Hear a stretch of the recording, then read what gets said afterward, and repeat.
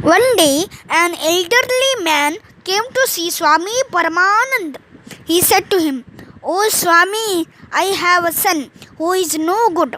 He tried his hand at farming, but he destroyed all my crops. He tried his hand at being a trader, but he lost all his money. I would like you to accept him as your disciple. I am sure that he will learn a lot from you." Swami Paramanand was very pleased. He smiled and said, "Of course, my friend, I will accept your son as my disciple and I will make him a wise man." The next day, the skinny young man named Vindalu met Swami Paramanand and he became his disciple. Since he was the youngest disciple, he was at once given tasks that all the other disciples did not want to do.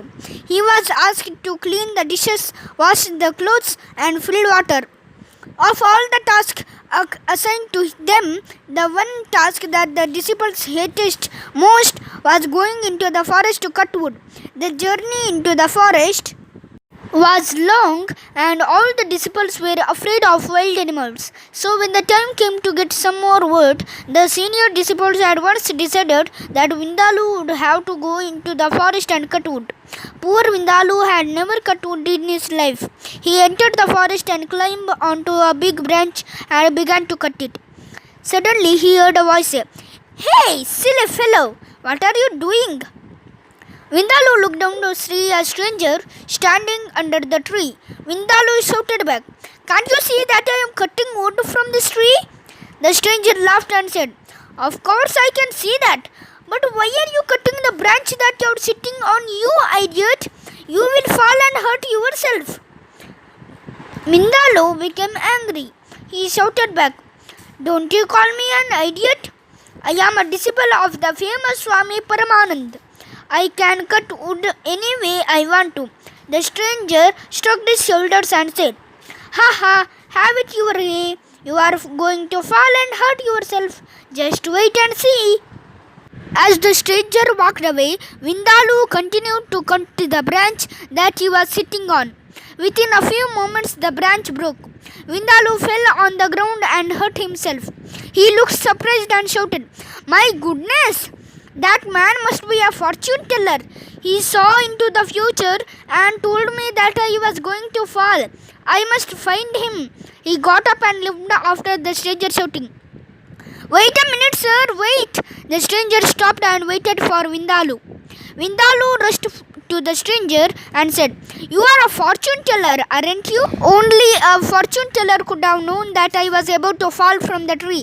The stranger began to laugh, but Vindalu could not give up. He said, "Oh fortune teller, would you tell me when my Guru Swami Paramanand will die?" When he managed to stop laughing, the stranger said, "Your master will die when his heart stops beating." Vindalu thanked the stranger, picked up the log of wood and ran back to the town. He rushed into Swami Paramanand's room and told him what had happened. Then he began to cry as he said, "Oh Swami, the fortune teller has also predicted your death. He said that you would die when your heart stops beating." Swami Paramanand was shocked. He held on to his chest for a few moments and shouted, "Oh no, I can feel my heart beating. I think I am going to die." All the disciples gathered around him and began crying. Swami Paramanand's wife heard the noise and walked in to see what was happening. Swami Paramanand called to her saying, "Come here, my dear wife, I am about to die." Swami Paramanand's wife shouted at him, "You silly man, how can you die when you are talking to me? And stop looking for your heart on the right side of your chest. You will find your heart on the left side of your chest." Swami Paramanand touched the left side of his chest and shouted, "I am alive! I am alive!"